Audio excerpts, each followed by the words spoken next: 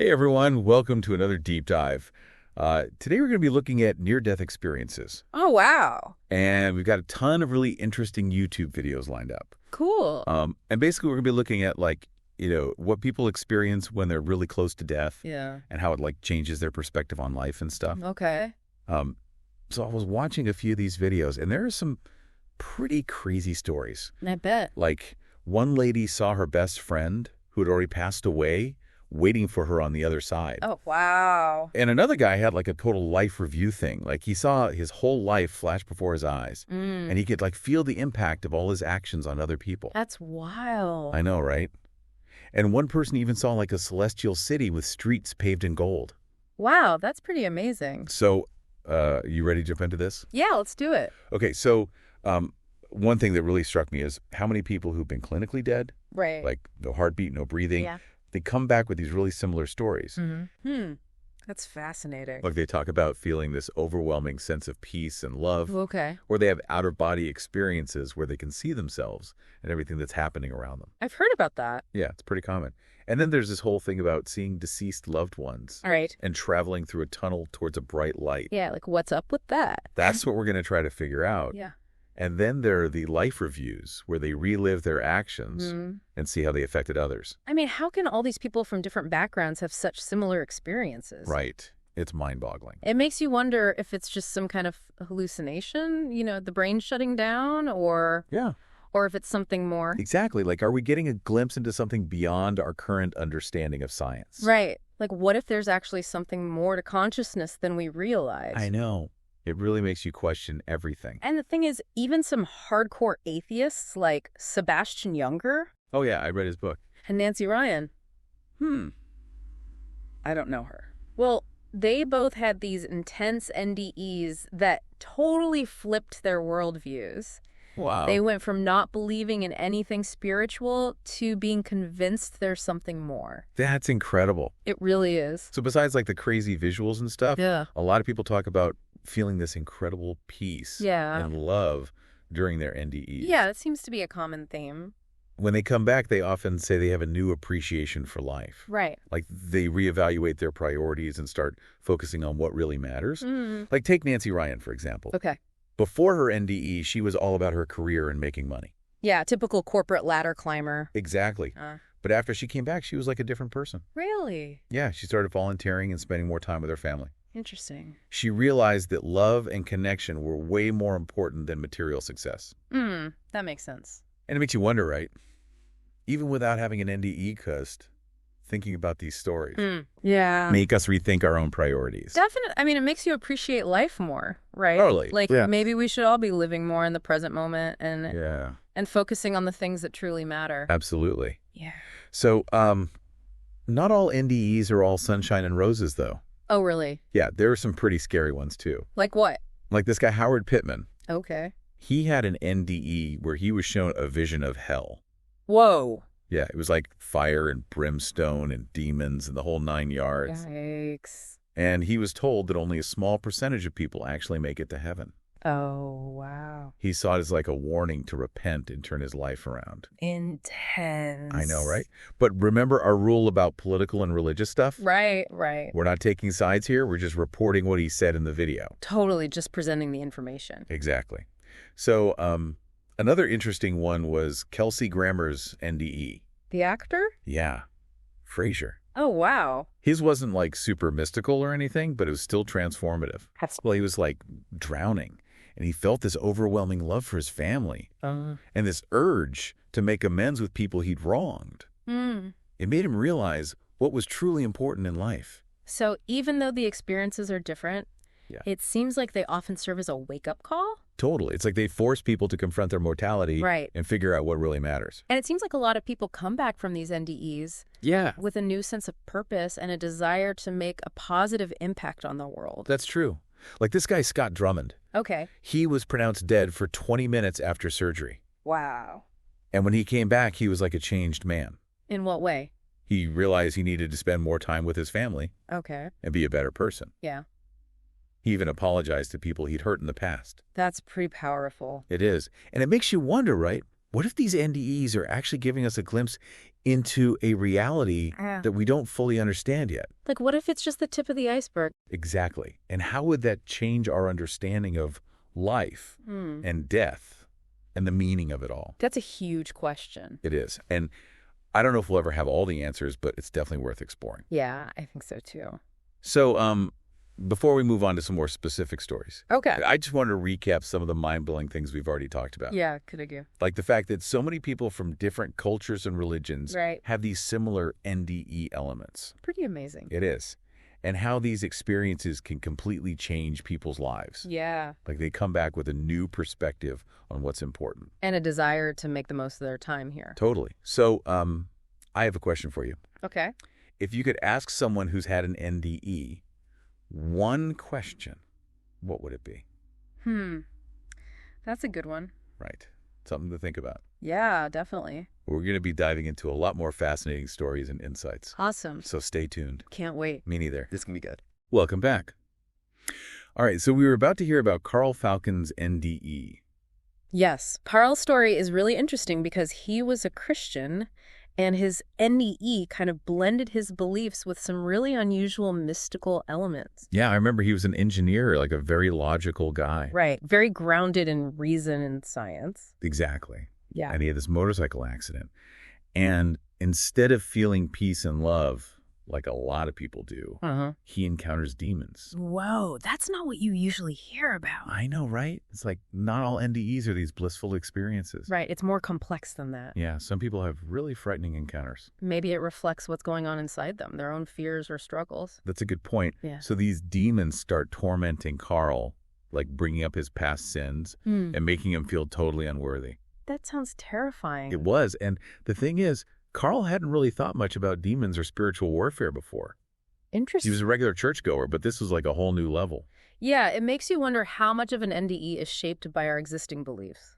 Right. Like, are we just seeing what we expect to see, or is it something totally new? It's a big question. Anyway, Carl's like freaking out, and then he remembers something a friend told him. What's that? His friend said, if you ever meet a demon, just rebuke it in the name of Jesus Christ. Oh, wow. So Carl takes a deep breath and shouts, I rebuke you in the name of Jesus Christ. Come away. It was crazy.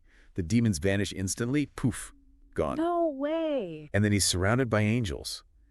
And they whisk him away to this amazing celestial city. Wow. With streets paved in gold and everything. Like straight out of the Bible. I know, right? Yeah. That's pretty wild. And then he meets Jesus. Really? Yeah, and Jesus like reassures him that he's loved and forgiven. Oh, that's sweet. I know. And Carl's like so overwhelmed with gratitude that he wants to go back to his body so he can live a life worthy of this grace he's been shown. But then his engineer brain kicks in. No. And he starts bombarding Jesus with questions. Like what? He wants to know all about heaven and the universe and the meaning of life. And Jesus, being Jesus, can read his mind. And he's like, okay, I got you. Yay. And he takes Carl on this whirlwind tour through human history. No way. Yeah, showing him how everything's connected and how our choices have eternal consequences. That's very heavy. It is. And one of the things that really struck Carl was that getting into heaven isn't just about being a good Christian. Oh, interesting. He said that only a tiny percentage of people make it there. And a lot of them aren't even religious. So what does determine who gets in? It's more about how you live your life. You know, like being kind and compassionate. Makes sense. And loving others unconditionally. So it's not about dogma or rules. Exactly. It's about the content of your character. That's a powerful message. It is. And it really changed Carl's perspective. When he came back, he was determined to live a life that reflected this new understanding. It's amazing how these experiences can make people reevaluate their priorities. I know, right? Yeah. It makes you wonder, what if we could all learn these lessons without having to go through an NDE? Right. Like, what if we could just embrace those values now? Exactly. So let's talk about another fascinating aspect of NDEs, out-of-body experiences. Oh, yeah. OBEs. How is it possible that people can be clinically dead but still conscious? It's a real head-scratcher. And they can even witness events that are later confirmed by others. I've heard some pretty wild stories. Me too, like this woman, Trisha Barker. Okay. She had an OBE during surgery for a broken back. Oh, wow. That must have been scary. It was, but she describes it as this incredible feeling of liberation. Really? Yeah, like her consciousness was no longer bound by her physical body. Like her mind was free to explore. Exactly. And she had this amazing journey. She traveled through a tunnel towards a bright light. Classic NDE imagery. Right. And she felt this overwhelming love and connection. Wow. And she met this being of pure light and wisdom who she identified as God. So she had that classic tunnel light and divine being experience. Yeah, it's pretty amazing. And she was shown the interconnectedness of all things Yeah. and the eternal nature of our souls. Interesting. But she was also given a mission to go back to her body and share her experience with others. Like to spread the message of love and light. Exactly. To help people remember who they truly are. That's beautiful. It is. And so she came back to her body, still feeling that connection, but also facing the reality of her injuries. Yeah, it must be hard to come back from something like that. I know. It's like waking up from an incredible dream and having to readjust to everyday life. Exactly. So Trisha's story takes another interesting turn after her father passed away. Oh. What happened? She said it was like losing her main source of unconditional love in the physical world. I can understand that. So she decided to kind of follow him into the afterlife, so to speak. How did she do that? Through mediumship. Oh, wow. Yeah, she developed these abilities after her NDE. That's pretty common. And she was able to connect with her father and gain insights into his experiences in the afterlife. What did she learn? Well, she said he was going through a life review, but it wasn't just about his own life. What do you mean? He was expanding his consciousness to encompass the lives of others. Yeah. Like the whole world. Like becoming one with everything. Yeah, exactly. And his mission in the afterlife was evolving too. That's fascinating. It really makes you think about the nature of consciousness and how it might continue to evolve after death. And how we're all connected even beyond the physical realm. Exactly. So Trisha's story raises so many questions about the afterlife and the continuity of relationships. Yeah, it really challenges our conventional understanding of death. It does, and it's a good reminder that there's still so much we don't know. And that we should stay open to the possibilities. Absolutely. One more thing about Trisha's story that really stood out to me. What's that? She's no longer afraid of death at all. Even after all she's been through. Yeah, even after surviving a plane crash where she thought she was going to die. She said she actually feels kind of excited about returning to that realm of light and love. That's incredible. It is. It makes you wonder if we could all approach life with that same sense of peace. Right, like knowing that death isn't something to fear. Exactly. So before we move on to our last segment, I want to talk about another fascinating aspect of NDEs. Okay, what's that? The idea that our thoughts and intentions have a real impact on the world. Oh yeah, like the power of our minds to create our reality. Exactly. And it's not just in this life, but also beyond. So our thoughts have eternal consequences. It seems that way. Like we're not just passive observers, we're active participants in shaping our reality. That's a powerful concept. It is, and it brings us to the story of Anita Moorjani. Okay, I've heard of her. She had this incredible near-death experience while battling terminal cancer. Wow. Her story is really inspiring because it shows the power of positive thinking and intention. I'm eager to hear more about it. Me too. So Anita was in really bad shape. How so? She had stage 4 lymphoma, and her body was basically shutting down. Oh, gosh. She was in a coma, and her family was preparing for the worst. That's heartbreaking. It was, and that's when she had this amazing NDE. So before the break, we were talking about Anita Moorjani and how her NDE led to some pretty profound insights about the power of our thoughts and intentions. Yes. Anita's story is a powerful example of how our beliefs and mindset can influence our physical health and well-being. Right, like she was diagnosed with stage 4 lymphoma, and her body was really struggling. Yeah, it was a really aggressive form of cancer. She was in a coma, and her family was preparing for the worst. That's so hard to imagine. It was, and it was during this time that she had this incredible near-death experience. So what happened during her NDE? Well, she described leaving her body and observing the scene from above, like she could see her grieving family. Wow. And she realized that their fear and despair were actually hindering her healing process. So their negative emotions were affecting her energy somehow. Exactly. It's like their fear was creating this energetic barrier, making it harder for her to come back to her body and heal. That's pretty wild. It is, right? It really makes you think about the power of our thoughts and emotions. Yeah, like if our thoughts can have such a profound impact on our own health. Right. Imagine the impact they must have on the people around us. I know, it's kind of mind-blowing. So during her NDE, Anita encountered this being of pure light and love. Okay. And they communicated telepathically. Wow, so Yeah. no words, just pure energy and thought. Exactly. And this being showed her the interconnectedness of all things, the Yeah, beauty and perfection of the universe and the limitless potential within each of us. that sounds amazing. It was.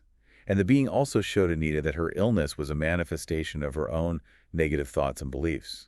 Like years of suppressing her true self and living in fear. Exactly. It was like she'd been living a life that wasn't aligned with her soul's purpose. So her illness was a wake-up call in a way. Yeah, definitely a sign that something needed to change. And what happened next? Well, Anita was given a choice. She could either return to her body and heal or stay in this realm of love and light. A tough choice. It was, but the being assured her that if she chose to return, her healing would be instantaneous and complete. Wow, that's incredible. I know, right? Yeah. And so Anita, driven by this newfound sense of love and purpose, chose to return. Good for her. She was determined to share her experience and help others heal. That's so inspiring. It is, and here's the crazy part. When she came back to her body, her cancer was completely gone. No way. Like completely cured. Totally. Her doctors were baffled. They couldn't explain it medically. That's a miracle. It really is. It just shows you the power of the human spirit to heal itself. And the power of our thoughts and beliefs to shape our reality. Exactly. Anita's story is such a powerful reminder that we are not victims of circumstance. Yeah. We're co-creators of our reality through our thoughts, beliefs, and intentions. I love that message. It's so empowering. It is. It gives me hope. Yeah, me too. Okay, so as we wrap up this deep dive, I want to acknowledge that while NDEs can be transformative, they can also be really challenging to integrate back into everyday life. That makes sense. It's like coming back from a foreign country, right? Exactly. You've seen and experienced things that are hard to explain to others. And the world can seem a bit dull compared to the vibrancy of the spiritual realms. It's like waking up from the most amazing dream and having to readjust to reality. I get it. So, what advice would you give to someone who's had an NDE and is struggling to make sense of it all? Well, first of all, be patient with yourself. Okay. It takes time to process and integrate these experiences. Don't rush it. Good advice. And don't feel pressured to explain it to anyone who might not understand. Right. Surround yourself with people who are supportive and understanding. Yeah, like a support group for NDEs or... Exactly. Or just friends and family who are open-minded. And remember, you're not alone. That's important. There are so many people who've had similar experiences. Yeah, and there are resources available to help them make sense of it all. Totally. And journaling can be really helpful too. Oh, yeah, that's a great idea. It allows you to process your emotions, gain clarity, and track your insights over time. And don't be afraid to explore spiritual practices like meditation or prayer. Yeah, or connecting with nature or a spiritual teacher. Anything that helps you connect with that inner wisdom. Exactly. The key is to stay open to the possibilities, to keep exploring the spiritual dimensions of life. And to allow the love and wisdom you've experienced to guide you. Beautifully said. Well, as we come to the end of our deep dive, I want to thank you for joining us. It's been a pleasure. I hope this episode has sparked your curiosity and opened your mind to the possibility that there's more to reality than we might think. Maybe these stories can inspire us to live more consciously and compassionately. And to approach life and death with a sense of wonder and possibility. I love that. Me too. Well, that's it for this episode. Thanks for listening, everyone. See you next time. Take care.